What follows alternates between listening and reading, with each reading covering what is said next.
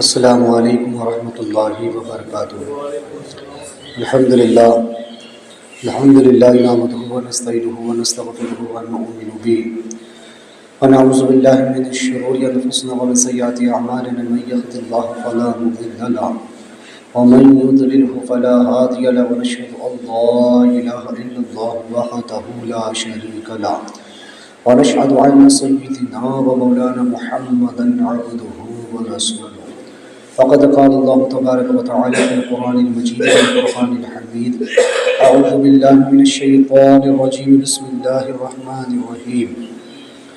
اصبر علی ما یقولون واذکر عبدنا داؤد ذا الایدی انہ اواب، صدق اللہ العظیم وبلغنا رسولہ النبی الامین المکین الکریم، لمن الشاہدین والشاکرین والحمد للہ رب العالمین۔ آئیے آغاز گفتگو سے قبل ہم اور آپ مل کر انتہائی خلوص و محبت کے ساتھ گنبد خضرا کی جانب لو لگا کر حضور آقا انعامدار مدینے کے تاجدار، ہم غریبوں کے غم گسار جناب رحمت مجتبیٰ محمد مصطفیٰ علیہ تحیۃ و ثناء صلی اللہ تعالی وسلم کی بارگاہ بے کس پناہ میں درود و سلام کا نذرانہ پیش کر پڑے۔ اللہم صلی علی سیدنا و مولانا محمد معادل الجود والکرم وآلہ وصحابہ وبارک وسلم۔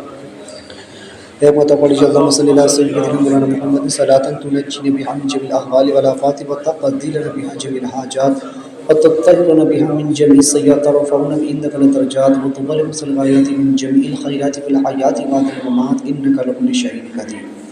حصول برکت کے لیے ایک متقلی اللہم صلی صلاۃ کاملہ وسلم سلاما تاما علی سیدنا محمد تنحل بالعقد تنفرج بالکرب تقضى بالحوائج تنال بالرغائب وحسن الخواتم ويستسقى الغمام بوجهه الكريم وعلى آلہ وصحابہ فی لمحة نفس بعدد كل معلوم لك یا اللہ یا اللہ یا اللہ۔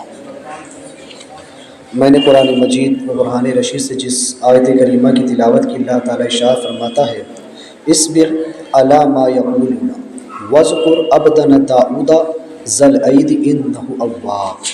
اس کا ترجمہ ہے کہ اے محبوب تم ان کی باتوں پر صبر کرو اور ہمارے بندے داؤد نعمتوں والے کو یاد کرو کہ بے شک وہ بڑا رجوع کرنے والا تھا۔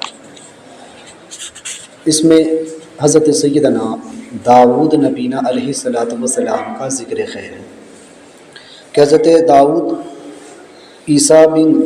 حضرت ابن عیسیٰ علیہ السلام کو، چونکہ آپ جو ہے تو یہودا ابن یعقوب علیہ السلام کی اولاد سے تھے۔ حضرت یعقوب علیہ السلام کا جو سب سے بڑا بیٹا تھا یہودا، آپ ان کی نسل سے تھے، اور آپ کے اور موسیٰ علیہ السلام کے درمیان 599 سال کا فاصلہ، یعنی موسیٰ علیہ السلام کے 599 سال بعد آپ دنیا میں تشریف لائے، اور آپ ابتدا میں یعنی شروع میں حضرت موسیٰ علیہ السلام کی شریعت پر ہی عمل فرمایا کرتے تھے۔ تو چونکہ آپ نے 100 سال زندگی بسر فرمائی، داؤد علیہ السلام کی زندگی 100 سال کی۔ یہاں پر اس واقعے کو بیان کرنے کا مقصد کیا ہے؟ اللہ تعالیٰ نے حضرت داؤد علیہ السلام کے قصے کو اور ان کے ذکر کو کیوں بیان کیا؟ میں اس سے قبل بھی کہہ چکا ہوں کئی بار کہ قرآن مجید و برہان رشید میں انبیاء اولیاء کے واقعات اسی لیے ہے تاکہ ہم پچھلی امتوں کے احوال کو پڑھ کر کے عبرت حاصل کریں، سبق حاصل کریں کہ ان نبیوں نے اور ان کی قوموں نے کیا کیا، انبیاء علیہ السلام نے کیسی کیسی تکالیف کو برداشت کیا اور ان کی امتوں نے ان کے ساتھ کیا سلوک کیا، لہٰذا ہمیں ان سے سبق لینا چاہیے۔ یہاں پر بھی آیت کا پس منظر یہ ہے کہ آقا کریم صلی اللہ تعالی علیہ وسلم جب کفار و مشرکین کو دعوت دیتے، کفار مکہ کو حضور علیہ السلام دین اسلام کی طرف دعوت دے رہے تھے، بلا رہے تھے، اور چونکہ آقا علیہ السلام کے بارے میں قرآن نے فرمایا کہ آپ بشیر بھی ہیں اور نذیر بھی ہیں، آپ خوشخبری بھی سناتے ہیں اور ڈر بھی سناتے ہیں۔ وما ارسلناک الا رحمۃ للعالمین، اللہ نے آپ کو رحمت بنا کر ضرور بھیجا ہے، لیکن آپ کو اللہ نے بشیر اور نذیر بھی بنا کر کے بھیجا۔ حضور علیہ السلام نے لوگوں کو بشارتیں سنائی، اگر ایمان لے کر کے آؤ گے تو کل قیامت میں یہ سب انعام پاؤ گے، جنت میں ایسے ایسے عیش میں اور آرام کی زندگی میں رہو، اور اگر اسلام قبول نہ کرو گے، ایمان نہ لاؤ گے تو پھر جہنم میں ڈال دیے جاؤ۔ جہنم کے حالات اور جہنم کے عذابات کو حضور نے بیان فرمایا۔ تو جب آقا علیہ الصلوۃ والسلام تبلیغ فرما رہے تھے کفار و مشرکین کے درمیان، اور انہیں اسلام کی دعوت دے رہے تھے، اور انہیں بتا رہے تھے کہ اگر تم اسلام کو قبول نہ کرو گے تو پھر اللہ کا عذاب تم پر آئے گا، تو کفار و مشرکین نے حضور علیہ السلام کا مذاق اڑاتے ہوئے، تمسخر کرتے ہوئے کہا تھا کہ تم کیا کہتے ہو کہ ہم پر عذاب آئے گا؟ لو، ہم خود دعا کرتے کہ اے اللہ ہم پر عذاب نازل کر دے، ہم پر ابھی اسی وقت عذاب بھیج دے، چونکہ حضور علیہ السلام نے فرمایا کہ تمہیں قیامت کے دن دردناک عذاب دیا جائے گا، کیونکہ حضور علیہ السلام کی بعثت بہت بڑی نعمت ہے۔ اللہ تعالیٰ نے حضور کو مبعوث فرمانے کے بعد فرمایا کہ محبوب آپ کے ہوتے ہوئے ہم آپ کی امت پر عذاب نہ بھیجیں گے۔ پچھلی امتوں میں نبی کے ہوتے ہوئے عذاب آ جاتا تھا، نبی اپنی قوم میں موجود ہوتا اور فوراً عذاب الہی اتر جایا کرتا تھا، لیکن اللہ نے کرم فرمایا کہ محبوب آپ کے ساتھ ایسا نہ ہوگا، جب تک آپ ان لوگوں کے درمیان تشریف فرما رہیں گے آپ کی وجہ سے میں عذاب کو روکے رکھوں گا۔ اس لیے حضور کا کرم ہے، نجتی اس نے تجھے مہلت دی کہ اس عالم میں کافر و مرتد پہ بھی رحمت رسول اللہ۔ ہر کافر، مرتد، منافق، مشرک، بددین، بدعقیدہ اس لیے زندہ ہے اور سانس لے رہا ہے کیونکہ حضور آج بھی زندہ ہے، حضور آج بھی ہمارے درمیان میں جلوہ فرما ہے، اس لیے عذاب رکا ہوا ہے۔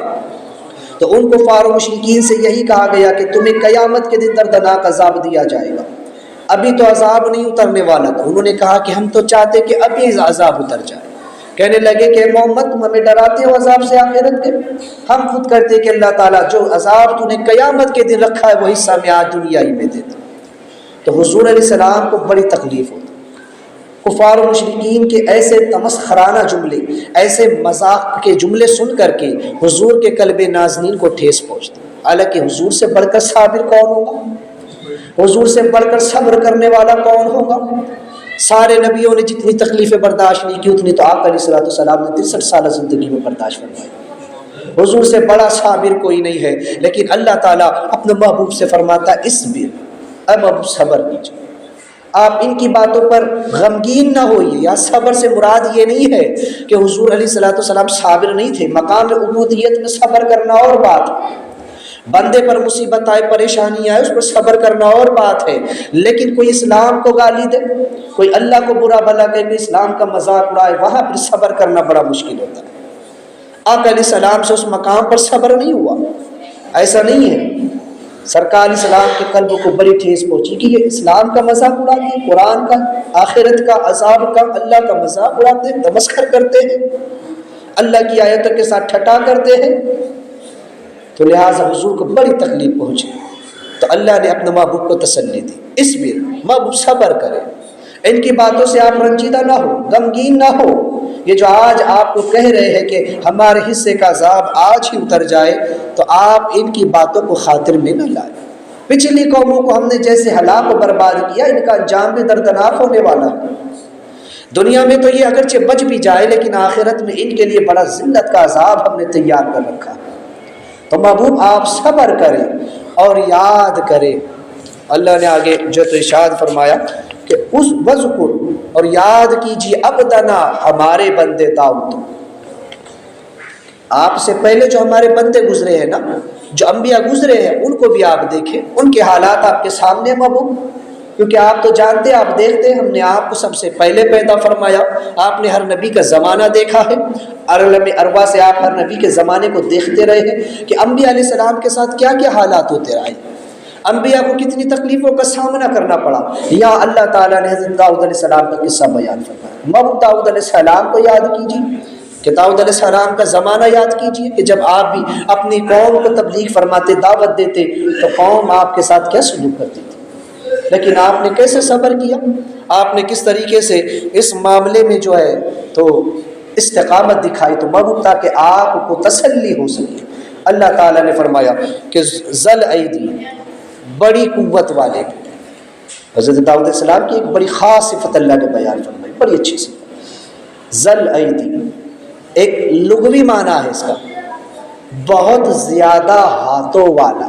اید کا معنی ہوتا ہے، ید کا معنی ہوتا ہے ہاتھ، ید یعنی ہاتھ، عربی میں ید کو بولتے ہیں، ہاتھ کو ید بولتے ہیں، یا جمع اید، ذل عید بہت زیادہ ہاتھوں والا. اس سے مراد یہ ہے کہ آپ کے ہاتھ زیادہ نہیں تھے، ہاتھ تو دو ہی تھے. مراد طاقت و قوت ہے کہ ان دو ہاتھوں میں اللہ نے بڑی زبردست طاقت و قوت عطا فرمائی. جس کو اللہ تعالیٰ زبردست طاقت اور قوت عطا فرمائے تو وہاں پر مراد یہ ہے کہ انسان ہزاروں ہاتھوں سے جتنے کام کر سکتا ہے اتنے کام اللہ کا نبی انہیں دو ہاتھوں سے کر لیا کرتا، یعنی کہ شدید قوت والا، زبردست طاقت والا. تو لہٰذا اس کا معنی ہوا کہ بہت زیادہ مشقت اور تکلیفوں کو برداشت کرنے والا. ذل عید یعنی کہ جس نے بہت بڑی بڑی تکلیفوں کو برداشت کیا، مصیبتوں اور مشکلوں کو برداشت کیا. تو لہٰذا اور فرمایا وَإِنَّهُ أَوَّابٌ، اور وہ بہت زیادہ رجوع کرنے والے تھے. یہ بھی بڑی خاص ہے. میں آخر میں ان تین چیزوں پر بات کروں.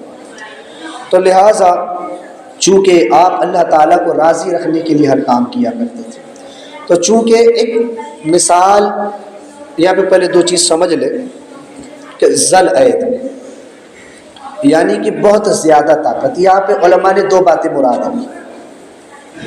ایک چیز تو یہ کہ ہوتا ہے نا کبھی کہ انسان جو ہے اس کو اس کی جسامت کے اعتبار سے طاقت و قوت عطا کی جاتی ہے.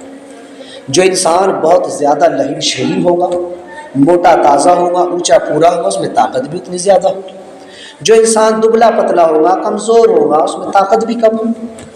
یہ قانون ہے، اللہ تعالیٰ کا قانون ہے کہ جس کا جسم جتنا زیادہ طاقتور اس کے اندر جتنا زیادہ مضبوط ہوگا اس میں طاقت بھی اتنی زیادہ ہوگی. لیکن حضرت سیدنا داؤد علیہ السلام کے ساتھ ایسا معاملہ نہیں تھا. آپ بہت زیادہ لہیم و شہیم بھی نہیں تھے، بہت موٹے اور بہت زیادہ اونچے پورے بھی نہیں تھے، بلکہ درمیانہ قد کے تھے اور درمیانہ حالت کے تھے. لیکن اللہ تعالیٰ نے زبردست طاقت و قوت عطا فرمائی تھی، کیونکہ اللہ کے نبی، اللہ اپنے نبیوں کو طاقت کیسی عطا فرماتا ہے؟ علماء فرماتے ہیں کہ اس کی دو تفصیلیں. ایک تو جسمانی طاقت اور ایک ہے روحانی طاقت. جسمانی طاقت اور ہوتی ہے، روحانی طاقت اور ہوتی ہے. بعض وہ کام جو جسم کے ذریعے سے نہیں ہو پاتے وہ روحانی قوت کے ذریعے سے ہو جاتے ہیں. اب یہ روحانیت میں کیا ہوتا ہے، کیسے، یہ بڑی لمبی تفصیل ہے. میں اختصار کے ساتھ چند باتیں آپ کو بتا دوں کہ آپ کی جسمانی طاقت کا عالم کیا تھا. آپ کی جسمانی طاقت کا عالم یہ تھا کہ لوہا آپ کے ہاتھوں میں نرم کر دیا گیا. ایسی طاقت، زبردست طاقت و قوت آپ کو اللہ نے عطا فرمائی.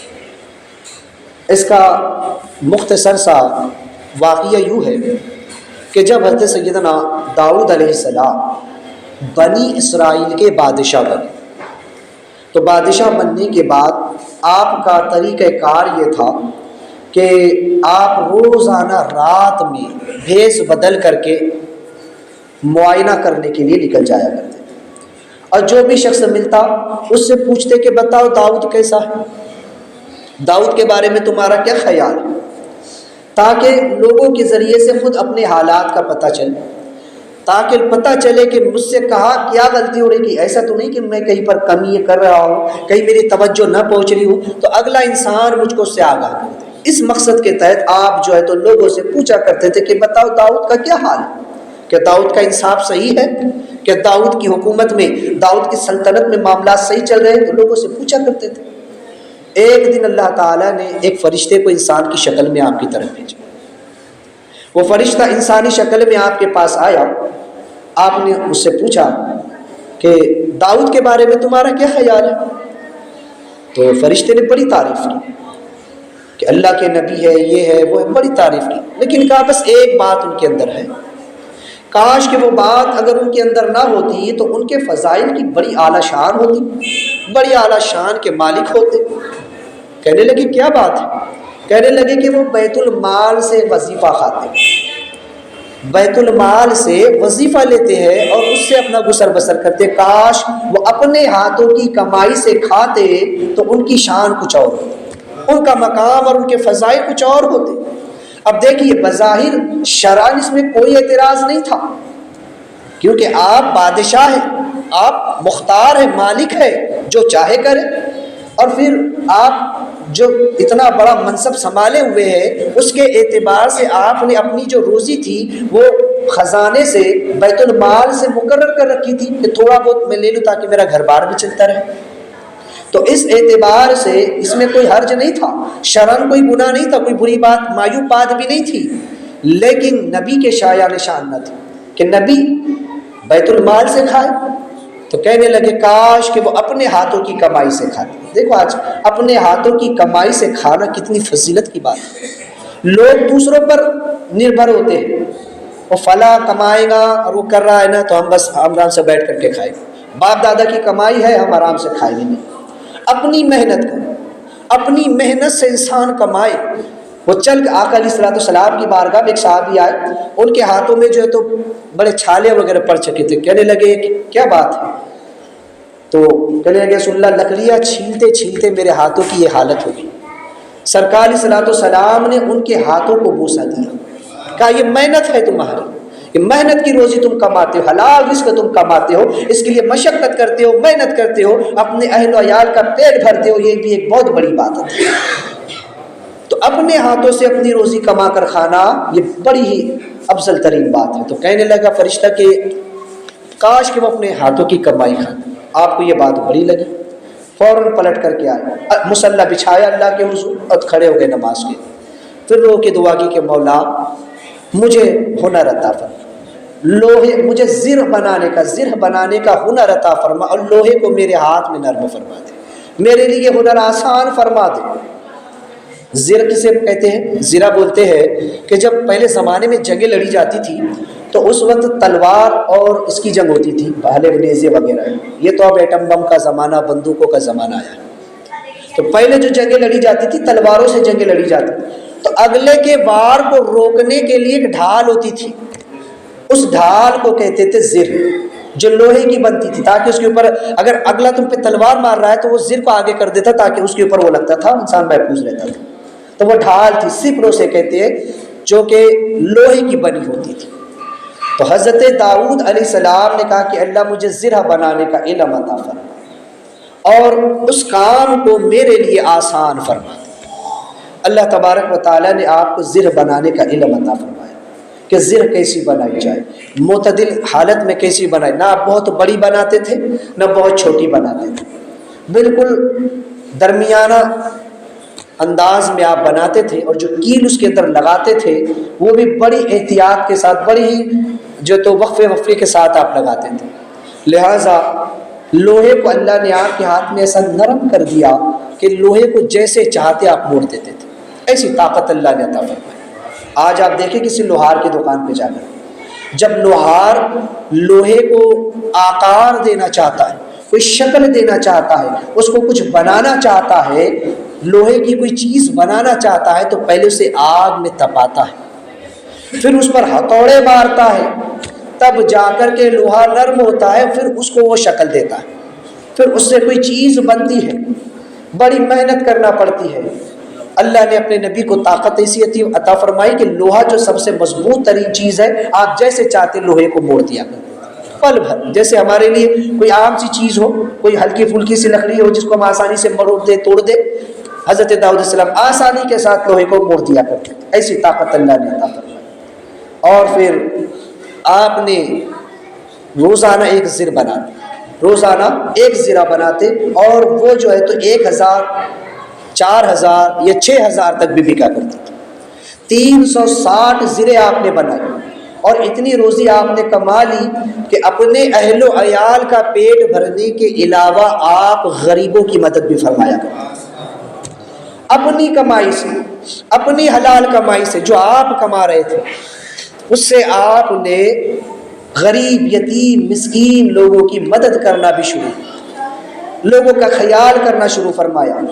تو لہٰذا اللہ کے نبی کی طاقت کا یہ عالم ہوتا ہے۔ اس سے پہلے بھی کہا حضرت موسیٰ علیہ السلام، اللہ نے کیسی طاقت عطا فرمائی، ایک ہی گھوسے میں کپتی کا کام تمام کر دیا۔ وہ پتھر کہ جس کو 10-20 لوگ اٹھا کر کے کنویں پر رکھتے اور ہٹاتے تھے، آپ نے تنہا اس پتھر کو ہٹا لیا تھا۔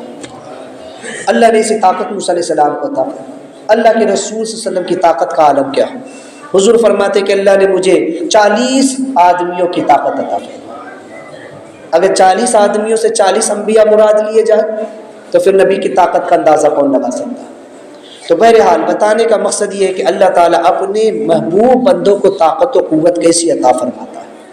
تو یہ تو ہوئی جسمانی طاقت، اور ایک ہوتی ہے روحانی طاقت، جس کا عالم یہ ہوتا ہے کہ بندہ صرف تصور کر لیتا ہے وہ کام ہو جاتا ہے، وہ صرف نگاہوں سے کام کر دیتے ہیں، پھر انہیں کہیں آنے جانے کی ضرورت نہیں پڑتی ہے، وہ اپنی خانقاہوں میں بیٹھے رہتے ہیں، اور جب کوئی آتا ہے غمزدہ جہاں سے پکارتا ہے وہیں سے اس کی آواز کو سن کے اس کی مدد کر دیتے ہیں۔ یہ ان کی روحانی طاقت ہوتی ہے۔ سرکار غوث پاک کے کئی واقعات اور کرامتیں ہم سن چکے ہیں۔ تو بہرحال یہاں مقصد ان واقعات کو دہرانا نہیں ہے، بس بتانا یہ ہے کہ ایک ہوتی ہے جسمانی طاقت اور ایک ہوتی ہے روحانی طاقت، اور اللہ کے جو محبوب بندے ہوتے ہیں، جو انبیاء اولیاء ہوتے ہیں، اللہ انہیں دونوں طاقتوں سے سرفراز فرماتا ہے۔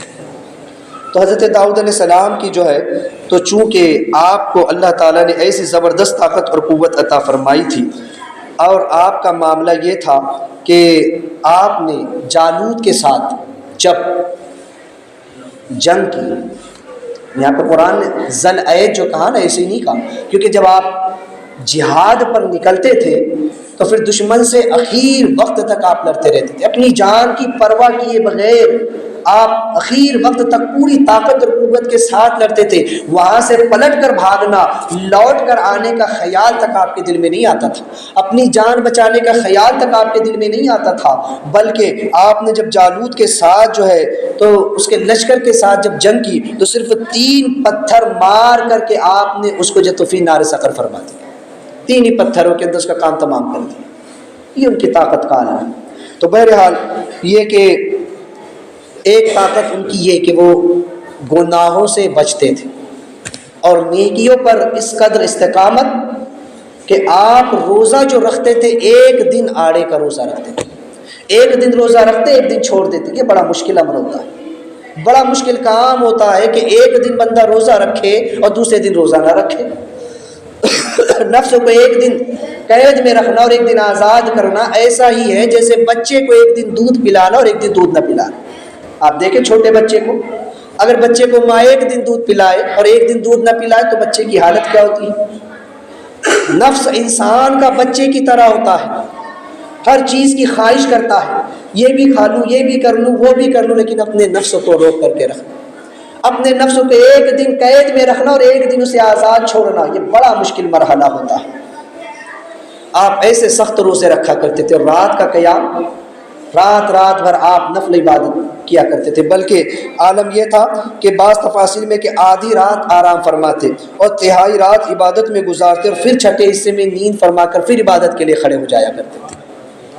اللہ کے رسول صلی اللہ علیہ وسلم ارشاد فرماتے ہیں کہ اللہ کے نزدیک سب سے زیادہ محبوب ترین روزے داؤد علیہ السلام کے، اللہ کو داؤد علیہ السلام کے روزے صوم داؤدی بہت زیادہ پیارے ہیں کہ ایک دن روزہ رکھے ایک دن جو ہے تو روزہ نہ رکھے، لہٰذا آپ آدھی رات آرام فرماتے، آدھی رات اللہ کی عبادت کیا کرتے۔ اس طرح حضرت داؤد علیہ السلام کی ایک بڑی شاندار زندگی جس کو یہاں پر بیان کیا گیا۔ یہاں پر 3 چیزیں میں بیان کرتا ہوں۔ یہاں پر اللہ تعالیٰ نے فرمایا وذکر، اور یاد کرو، اپنے محبوب سے فرمایا وذکر، یاد کرو، کسے؟ داؤد علیہ السلام۔ کیوں؟ کیونکہ جب آقا علیہ السلام کو کفار و مشرکین نے ستانا شروع کیا اور حضور کو کے ساتھ تمسخر کیا، مذاق کیا، تو حضور کو جب یہ باتیں ناگوار گزری اور برداشت کرنا مشکل ہوا تو اللہ تعالیٰ نے فرمایا کہ محبوب آپ داؤد علیہ السلام کو یاد کیجیے کہ ان کے ساتھ جب یہ حالات گزرے تو انہوں نے کیسے صبر کیا، کیسے انہوں نے اپنے آپ کو سنبھالا اور استقامت کے ساتھ جو ہے تو جمے رہے۔ اور ایک چیز یہ کہ جہاں اللہ کے نیک بندوں کا ذکر ہوتا ہے اللہ کی رحمت کا نزول ہوتا ہے۔ تو یہاں پر اللہ تعالیٰ نے ایک قانون بتایا، یہاں سے ایک مسئلہ علماء نے اخذ فرمایا کہ جب انسان پر مصیبت آئے تو وہ مصیبت کے وقت اگر بزرگوں کو یاد کرے، انہیں پکارے، ان کی زندگی کو اپنی نگاہوں کے سامنے لائے تو انشاءاللہ اس کا بیڑا پار ہو جائے۔ یہ جو لوگ، یہ جو اہل سنت والجماعت مصیبت کے وقت میں یا غریب نواز یا غوث العظم کا نعرہ لگاتے ہیں، بزرگوں کو یاد کرتے ہیں، یہ شرک نہیں ہے، یہ ناجائز و حرام نہیں ہے، یہ بدعات نہیں ہے، بلکہ یہ سنت الہیہ، یہ اللہ تعالیٰ نے اپنے محبوب علیہ السلام کو تعلیم فرمائی۔ یہ حضور علیہ السلام کا طریقہ کار ہے کہ جب حضور علیہ السلام کو تکلیف پہنچی اور یہ واقعے سے سرکار غمگین ہوئے، غمزدہ ہوئے، تو اللہ نے محبوب کے دل کو خوش کرنے کے لیے کہ یہ غم محبوب آپ سے دور ہو جائے، اذکر یاد کرو ہمارے محبوب بندے کو داؤد، ہمارے داؤد کو یاد کیجئے۔ پتہ چلا کہ مصیبت کے وقتوں میں اللہ والوں کو یاد کرنا شرک نہیں، جائز ہے، لیکن صرف ایسا ہی نہیں کہ صرف یاد کر کے چھوڑ دیا، بلکہ ان کی زندگی بھی دیکھو۔ ہم انسانوں کا حال یہ آج ہم نے اس سے بس ایک مسئلہ ہم یہ سمجھ بیٹھے کیا ٹھیک ہے مصیبت کے وقتوں میں ہم نے بزرگوں کو پکار لیا، ہمارا کام ہو گیا، ٹھیک ہوتا ہے، لیکن اس کا دوسرا پہلو سمجھے جو یہاں سمجھایا گیا ہے کہ آقا علیہ السلام کو اس معنی میں بھی کہا گیا کہ محبوب یہ جو حالات آپ پر گزر رہے ہیں یہ حالات ہمارے بندے داؤد پر بھی گزرے ہیں، آپ ان کو یاد کیجئے اور دیکھیں انہوں نے کیسے صبر کیا۔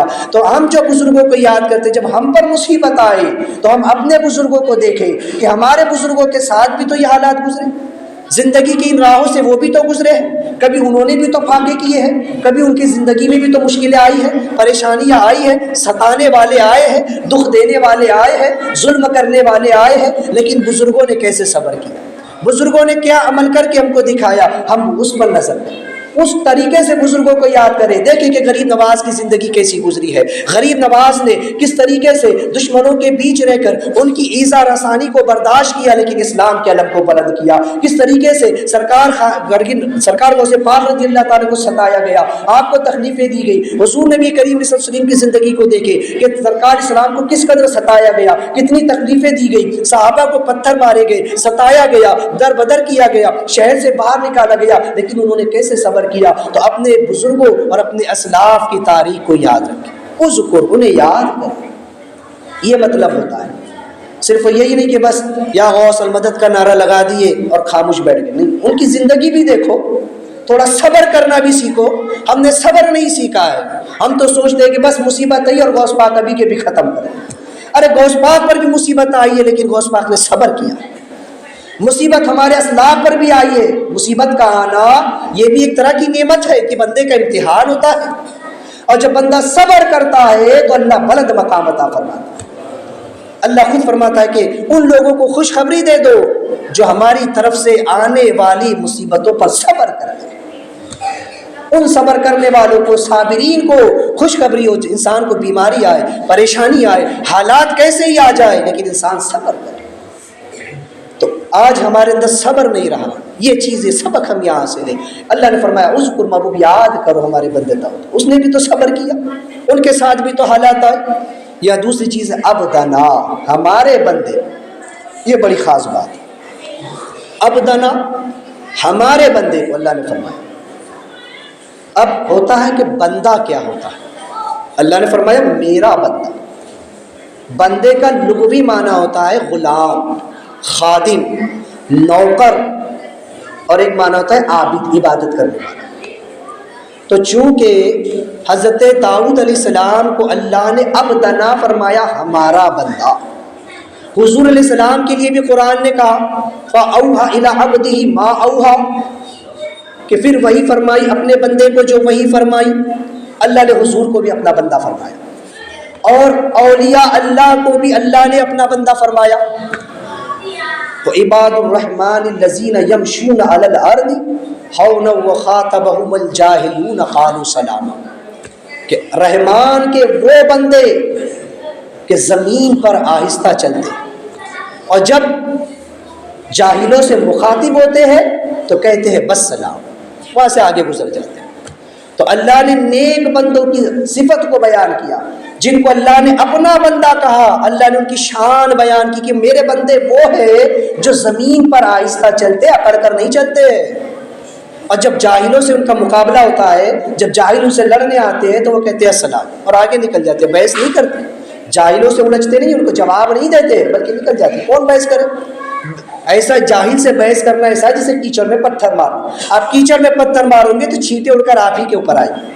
تو جاہل سے بحث نہ کریں، اسے سلام کر کے آگے نکل جائیں، بلکہ جاہل سے بحث کرنا اپنی عقل کو جو تو برباد کرنا ہے، اور عقل مندوں سے علمی معاملات میں بحث کرنا اپنی عقل کو تیز کرنا ہے۔ تو بہرحال تو اللہ تعالیٰ نے یہ بیان فرمایا کہ اللہ کے جو نیک بندے ہوتے ہیں نا وہ زمین پر آہستہ چلتے، آج ہمارا حال کیا ہے؟ ہم تو اکڑ کر کے چلتے، سینہ تان کے چلتے اللہ کی زمین کے اوپر، اور پھر کہتے ہیں ہم اللہ کے بندے۔ عباد الرحمن اللہ نے انہیں فرمایا کہ میرے بندے وہ ہیں جو زمین پر آہستہ چلتے ہیں۔ کیا مراد؟ اللہ کا خوف اور اللہ کی خشیت ان کے دل میں ایسی ہوتی ہے کہ وہ گناہ کرنے سے ڈرتے ہیں کہ نہیں ہمیں گناہ نہیں کرنا ہے۔ زمین پر آہستہ چلنے سے مراد صرف یہی نہیں ہے کہ وہ دھیرے دھیرے قدم رکھ کے چلتے، بلکہ مراد یہ بھی ہے کہ وہ گناہ نہیں کرتے، گناہوں سے بچتے، اپنے دامن کو بچا کر کے رکھتے ہیں کہ یہ گناہ ہے، یہ اللہ کی حدود کو ہمیں پار نہیں کرنا ہے۔ وہ اللہ کے نیک اور مخلص بندے ہوتے ہیں۔ اللہ نے انہیں فرمایا کہ وہ میرے بندے۔ اور آج ہمارا حال یہ ہے کہ گناہوں میں ہم دترے ہوئے ہیں، سر سے لے کے پیر تک پورا وجود گناہوں میں ڈوبا ہوا ہے، اور پھر ہم نعرے لگاتے رہے ہم تو اللہ کے بندے ہیں، ہم تو مسلمان ہیں، ہم تو حضور کے امتی ہیں۔ ہمیں شرم نہیں آتی؟ اپنے اسلاف کی تاریخ کو دیکھے، قرآن کو پڑھ کر کے دیکھے اللہ نے کن کو اپنا بندہ فرمایا۔ آج بندے کتنے قسم کے ہیں؟ 3 قسم کے ہیں۔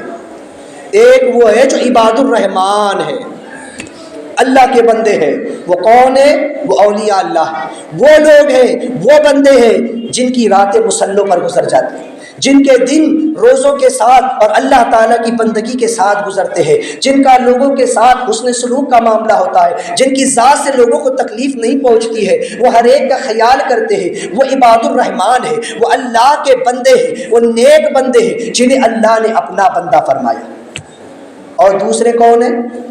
عباد الدرہم، درہم و دینار کے بندے، روپیے پیسے کے بندے، جن کو صرف ہوس چڑھی ہے دنیا کمانے کی، جن کو صرف روپیہ پیسہ کمانا ہے، وہ درہم و دینار کے بندے ہیں۔ بس کدھر سے میرے پاس پیسہ آ جائے، نہ وہ حلال کی فکر کرتے ہیں، نہ وہ حرام کی فکر کرتے ہیں، نہ وہ صحیح کو دیکھتے ہیں، نہ وہ غلط کو دیکھتے ہیں۔ وہ دنیا کمانے میں ایسے مصروف ہے، وہ روپیہ پیسہ کمانے میں اتنے مصروف ہے کہ انہیں رب کی بندگی کے لیے ان کے پاس وقت نہیں ہے، نماز کے لیے ان کے پاس وقت نہیں ہے۔ میرا دھندا چلا جائے گا، میری نوکری چلی جائے گی، میرا فلاں معاملہ رہ جائے گا، نماز تو کیا بعد میں بھی ہو جائے گی معاذ اللہ، لیکن میرا گراہک چلا جائے گا، میرا فلاں معاملہ رہ جائے گا، میرا سودا رک جائے گا۔ وہ دنیا کمانے کے لیے نمازوں کو چھوڑ دیتے ہیں، رب کی بندگی سے منہ موڑ لیتے ہیں، رب سے دور ہو کے جا پڑے رہتے ہیں۔ ایسے لوگ درہم و دینار کے بندے ہیں۔ عبد کا معنی میں نے کہا کہ غلام ہوتا ہے، وہ بندے کہ جو اللہ کی عبادت کرتے ہیں، وہ صحیح معنوں میں اللہ کے غلام ہے۔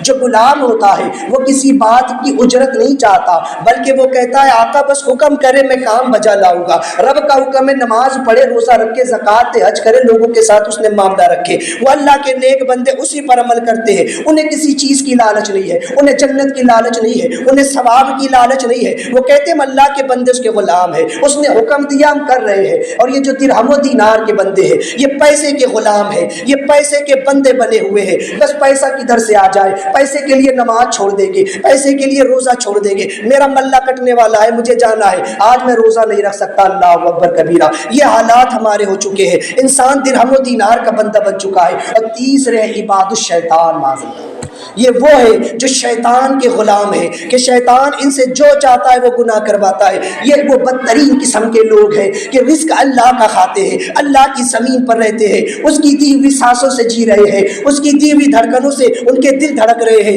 یہ کھاتے تو اللہ کا ہے لیکن شیطان کے نقش قدم پر چلتے ہیں، شیطان کی پیروی کرتے ہیں، گناہوں میں اپنی زندگی کو بسر کر رہے ہیں۔ انہیں ایک دن بھی پلٹ کر خیال نہیں آتا ہمیں مر کر کے رب کے حضور جانا ہے۔ جب وہ رب پوچھے گا بندے زندگی دی تھی کہاں گزار کر کے آیا ہے، تو کیا جواب دیں گے؟ رزق اس کا کھایا، سب کچھ نعمتیں اس کی پائی، ساری زندگی اس کا شکر بھی ادا کرو تو کم ہے، لیکن پھر بھی تو شیطان کی بندگی کرتا رہا، شیطان کی غلامی کرتا رہا۔ آج ذرا دیکھے تو صحیح، آج اسرائیل مسلمانوں پر کتنے ظلم و ستم کے پہاڑ توڑ رہا ہے۔ آج یہود و نصارہ اور ہنود مل کر کے مسلمانوں کے خلاف صف آرا ہو چکے ہیں، لیکن مسلمان کو ابھی تک ہوش نہیں آیا۔ اب بھی مسلمان ان کے نقش قدم پر چل رہا ہے، اب بھی مسلمان ان کی طرح کا لباس پہنتا ہے، ان کی طرح اپنے چہروں کو چھلا کر کے گھوم رہا ہے، اب بھی مسلمان انہی کے نقش یہود و نصارہ اور ہنود کے طریقے پہ چلتے ہوئے گناہ کر رہا ہے، اپنی زندگی ان کے طرز پر گزار رہا ہے اور دعویٰ کرتا ہے کہ میں مسلمان ہوں، میں اللہ کا بندہ ہوں، میں رسول کا امتی ہوں۔ تو عباد الرحمان نہیں ہے، ارے تو عباد الشیطان ہے، تو شیطان کی بندگی کر رہا ہے۔ تیرے لیے تو یہی مثال کافی ہے کہ گھر کا کھانا اور ماموں کی بکریاں چرانا۔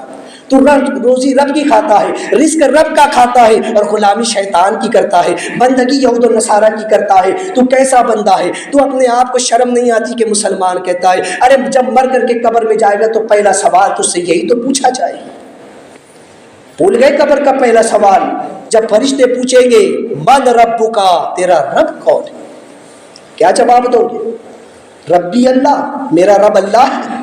اگر اس وقت اللہ نے کہہ دیا یہ میرا بندہ نہیں، کیونکہ اللہ نے تو انہیں فرمایا نا، اللہ نے نبیوں کو فرمایا عبدنا، یہ میرے بندے ہیں۔ اللہ نے حضور کو فرمایا فاوحى الى عبده ما اوحى، اللہ نے داؤد علیہ السلام کے لیے فرمایا عبدنا، یہ ہمارا بندہ۔ اللہ نے نبیوں کے بارے میں کہا کہ یہ میرے بندے ہیں۔ اللہ نے ولیوں کے بارے میں فرمایا عباد الرحمن الذین یمشون علی الارض، یہ میرے بندے ہیں جو زمین پر آہستہ چلتے ہیں، یہ میرے بندے ہیں جو نیکیاں کرتے، میری عبادت کرتے، میری بندگی کرتے۔ اللہ نے ان کو اپنا بندہ کہا، اور ہم تو اس کی بندگی کرتے ہی نہیں، ہم تو اس کا رزق کھا کر اس کی نافرمانی کر رہے ہیں، روزی اس کی کھا رہے ہیں اور پیروی شیطان کی کر رہے ہیں، جبکہ اس نے صاف لفظوں میں فرمایا یا ایھا الذین آمنوا ادخلوا فی السلم کافہ ولا تتبعوا خطوات الشیطان انہ کان عدوا مبینا، کہ ایمان والو شیطان اسلام میں پورے داخل ہو جاؤ اور شیطان کے نقش قدم پر مت چلو، بے شک وہ انسان کا کھلا ہوا دشمن ہے۔ اپنے دشمن کی پیروی کر رہے ہو، یہود و نصارہ ہمارے دشمن ہیں، ہنود ہمارے دشمن ہیں، آج یہ ہمارے خلاف سب ایک ہو چکے ہیں، صف آرا ہو چکے ہیں، لیکن اب تک مسلمان سمجھنے کو تیار نہیں ہے، اب بھی یہ سمجھنے کو تیار نہیں کہ مجھے میری جو نجات ہے وہ نبی کریم صلی اللہ علیہ وسلم کی پیروی کرنے میں ہے، ہماری جو نجات ہے وہ حضور کی سنتوں میں ہے، ہماری جو نجات ہے وہ اسلام کی پیروی کرنے میں ہے، رب کی بندگی کرنے میں ہے، رب کے حضور کھڑے ہو کر کے راتوں رات مصلی پر کھڑے ہو کر رونے میں ہے۔ حضرت داؤد علیہ السلام جب رات میں مصلی پہ کھڑا ہوا ہوتے تو اس قدر رویا کرتے تھے، اور اس طرح عجز و نیاز کا معاملہ ہوتا تھا کہ آپ جو تو اللہ کی بارگاہ میں بڑی عاجزی کے ساتھ عرضی کی لگایا کرتے تھے۔ لیکن آج ہمارے حالات کیا؟ اپنے اسلاف کی زندگی کو دیکھیں، صحابہ اکرام جب حضور کی بارگاہ میں ایک صحابی آیا کہ رسول اللہ میں منافق ہو گیا، اللہ، حضور نے فرمایا کیا ہو گیا؟ کہنے لگے رسول اللہ میں منافق ہو گیا۔ کہا کیا خطا ہو گئی، کیا گناہ ہو گیا؟ اب ذرا دیکھو بات کتنی بڑی بیان، کتنی پیاری بیان فرمائی۔ کہنے لگے یا رسول اللہ ہماری کیفیت یہ ہے کہ جب آپ کی بارگاہ میں آتے ہیں، آپ کے دربار میں آتے ہیں اور آپ سے گفتگو سنتے ہیں، قیامت کے احوال کو سنتے ہیں تو ہمارے دل بڑے نرم ہو جاتے ہیں اور ہماری آنکھیں بھر آتی ہے، ہمارے دلوں میں اللہ کا خوف اتر آتا ہے، خشیت الہی سے ہمارے بدن کانپنے لگتے ہیں۔ لیکن یا رسول اللہ جیسے ہی اپنے گھروں کو جاتے ہیں اور اپنی بیوی بچوں کے ساتھ مگن ہوتے ہیں، اپنی روزی کمانے میں مگن ہوتے ہیں تو ہم آخرت کو بھول جاتے ہیں، پھر وہ خوف ہمارے دلوں میں نہیں رہتا، پھر وہ لرزہ ہمارے بدن پر طاری نہیں رہتا، ہم بیوی بچوں کے ساتھ ہنسی مذاق میں مشغول ہو جاتے ہیں، ہم دنیا کمانے میں مشغول ہو جاتے ہیں۔ سنے تو منافقوں والا کام ہے، اللہ، جبکہ یہ نفاق نہیں ہے۔ لیکن صحابی رسول نے دیکھو کتنی اعلیٰ بات بیان فرمائی، حضور نے مسکرا کر فرمایا یہ نفاق نہیں، تم منافق نہیں ہو، یہ تو مومن کی ایک شان ہے کہ جب وہ آخرت کے بارے میں سنتا ہے اس کا دل پگھل جاتا ہے۔ ہاں اگر تمہاری یہ کیفیت ہما وقت رہ جائے، دیکھو حضور نے اعلیٰ درجے کی بات بتائی، فرمایا ہاں اگر تمہاری یہ کیفیت جو میری بارگاہ میں رہتی ہے، یہی کیفیت اگر ہر وقت رہنے لگے، یہی کیفیت گھر میں بھی رہنے لگے اور یہی کیفیت بازار میں بھی رہنے لگے، جب تم تجارت کرو اس وقت بھی تمہارے بدن کانپتے رہے اور تمہارے دل اللہ کے خوف سے دھڑکتے رہے، تو پھر تم ان چیزوں کو دیکھو گے جسے میں دیکھ لیا کرتا ہوں۔ تم آخرت کو ابھی اسی دنیا میں اپنے ماتھے کی آنکھوں سے دیکھ لو گے، تم دنیا ہی میں جنت و دوزخ کو مشاہدہ کر لو گے اگر یہ کیفیتیں تمہارے اندر پیدا ہو جائے گی۔ سوچے آج ہماری حالتیں کیا ہے؟ ہم بس جمعہ کے دن مسجد میں آتے، امام صاحب کا بیان سنا، اتنے پرتوا سبحان اللہ الحمدللہ ہو گیا، مسجد کے باہر نکلے ہماری کیفیتیں بدل۔ کیا ہم نے حاصل کیا؟ کیا ہم نے سمجھا؟ ان بزرگوں کے واقعات کو بیان کرنے کا مقصد یہی ہے کہ ہم ہمیشہ کے لیے ان چیزوں کو اپنی زندگی کے اندر اپنائیں۔ اللہ نے انہیں اپنا بندہ فرمایا، شیطان کا بندہ نہ بنے۔ تیسری چیز فرمایا اواب۔ حضرت داؤد علیہ السلام کی بڑی ایک اچھی صفت اللہ نے بیان فرمائی کہ وہ اواب تھے۔ اواب کا معنی ہوتا ہے بہت زیادہ رجوع کرنے والا، بہت زیادہ رجوع، حد سے زیادہ، جو ہر بات پر ہر معاملے میں اللہ کی طرف رجوع ہے۔ مولا مجھ سے یہ ہو گیا میں توبہ کرتا ہوں، مولا میں معافی چاہتا ہوں۔ آج تو ہمارا حال یہ ہے، گناہ کرنے کے بعد بھی ہم توبہ نہیں کرتے، غلطی کرنے کے بعد بھی معافی مانگنے میں ہمیں شرم محسوس ہوتی ہے۔ لیکن اللہ کے نیک بندے، ان کی کیفیت یہ ہوتی کہ جب وہ نماز پڑھ کر فارغ ہوتے تو اللہ کی بارگاہ میں توبہ کرتے، کہتے مولا نماز جیسی پڑھنی چاہیے تھی اس کا حق ادا نہیں ہو سکا، مولا روزہ جیسا رکھنا چاہیے تھا ہم سے حق ادا نہ ہو سکا۔ وہ نیکی کر کے بھی رجوع کر لیا کرتے تھے، وہ نیکی کر کے بھی رب کی بارگاہ میں توبہ کرتے تھے، مولا اس نیکی کا اور اس عبادت کا حق ہم سے ادا نہ ہو سکا، مولا تو ہمیں معاف فرما دے۔ اور یہاں گناہ کر کے بھی ہم معافی نہیں مانگتے ہیں اور پھر کہتے ہیں کہ ہم مسلمان ہیں، ہمارے ساتھ یہ حالات کیوں ہیں؟ حضرت داؤد علیہ السلام کے بارے میں قرآن نے کہا وہ اواب تھے، اواب، ایسا اواب کہ ہر بات میں ذرا سی بات میں فوراً خدا کی طرف رجوع کر لیا کرتے تھے، رات بھر مصلے پر کھڑے ہوتے، ایک دن آڑے روزہ رکھتے، لیکن پھر رب کی بارگاہ میں کہتے مولا اپنے بندے داؤد کو معاف فرما دے۔ تو یہ اولیاء اللہ اور انبیاء علیہ السلام کے حالات ہے کہ وہ نیکی کر کے بھی۔ ایک بزرگ تھے، نماز پڑھ کر کے جب فارغ ہوئے رونے لگے، کسی نے کہا کیا بات ہے آپ رو کیوں رہے؟ کہنے لگے مجھ سے گناہ ہو گیا۔ کہا کیا گناہ؟ کہا بھی نماز پڑھی۔ کہا یہی تو گناہ ہو گیا۔ کہا نماز پڑھی اور گناہ ہو گیا؟ کہا ہاں، میں نے جیسی عبادت اللہ کی کرنی چاہیے تھی، جیسی نماز اس کی بارگاہ میں پڑھنی چاہیے تھی، ویسی میں پڑھ نہیں سکا۔ یہ ان کا معاملہ ہے، جبکہ نماز ان کی ایسی نمازیں ہوتی تھی کہ جب نماز میں کھڑے ہوتے تھے اور اپنی تلاوت کرتے تھے تو پھر ان کے سامنے وہ حالات بھی بیان آ جاتے تھے۔ صحابہ کرام کی کیفیت یہ ہوتی کہ جب حضور نماز پڑھاتے اور جب جنت کا تذکرہ کرتے تو جنت صحابہ کی نگاہوں کے سامنے ہوتی، جب جہنم کی آیتیں پڑھتے تو جہنم صحابہ کی نگاہوں کے سامنے ہوتی، جب جنت کا تذکرہ ہوتا تو صحابہ خوش ہو جاتے، اور جب ان آیتوں کو سنتے جن میں جہنم کا تذکرہ ہے تو ان کی آنکھوں سے آنسو بہنا شروع ہو جایا۔ حضرت امام محمد غزالی اور آپ کے بھائی امام احمد غزالی، ایک واقعہ ان کے بارے میں مشہور ہے کہ ایک مرتبہ امام محمد غزالی نے اپنی والدہ سے کہا کہ میرے جو بھائی احمد میرے پیچھے نماز نہیں پڑھتے۔ تو والدہ نے بلایا اور پوچھا کہ بیٹا احمد اپنے بھائی محمد کے پیچھے نماز کیوں نہیں پڑھتے؟ کہنے لگے کہ ان کا خیال جو ہے نماز میں نہیں رہتا ہے، میرے بھائی محمد کا جو خیال ہے وہ نماز میں نہیں رہتا ہے۔ کہا اچھا نماز میں نہیں رہتا، پھر کہاں رہتا ہے؟ کہنے لگے جب یہ نماز پڑھتے ہیں تو یہ جنت کی سیر کرتے ہیں۔ اب دیکھیے کوئی عیب والی بات نہیں ہے، کتنا بڑا مقام ہے امام محمد غزالی کا کہ نماز پڑھ رہے زمین پر لیکن جنت کی سیر کر رہے ہیں، یہ شان امام محمد غزالی کی۔ لیکن بھائی کیا کہہ رہے ہیں کہ جب وہ جو ہے تو نماز پڑھتے تو جنت کی سیر کرتے، ان کا جو خیال ہے، ان کے جو تصورات ہیں وہ جنت کی طرف لگے رہتے ہیں، اس لیے ان کے پیچھے نماز نہیں پڑھتا۔ ماں نے کہا بیٹا پھر تم بھی کون سا بڑا کام کرتے ہو، تمہارا بھی تو خیال نماز میں نہیں ہے، تم بھی تو اپنا خیال اپنے بھائی کے خیال کے پاس رکھتے ہو، تمہیں تو اپنا خیال اپنے پاس رکھنا چاہیے، تمہیں تو اپنا خیال اپنے رب کی طرف رکھنا چاہیے، تم کیوں دیکھتے رہتے ہو کہ نماز میں تمہارے بھائی کا خیال کہاں ہے؟ تو انداز بتانے کا مقصد یہ ہے کہ دونوں بھائی ولایت کے اس مقام پر پہنچے ہوئے ہیں کہ دونوں جنت کی سیر کر رہے ہیں زمین پہ بیٹھ کر، لیکن اس کے باوجود عالم دیکھیں ان کی عبادتوں کا کہ پھر بھی وہ رب کی بارگاہ میں کہتے کہ مولا اگر ہم سے کوئی گناہ ہو گیا تو معاف کر۔ سرکار غوث پاک رضی اللہ تعالیٰ فرماتے ہیں کہ اللہ تبارک و تعالیٰ نے میرا نام اعمال دنیا ہی میں میرے ہاتھ میں عطا فرما دیا۔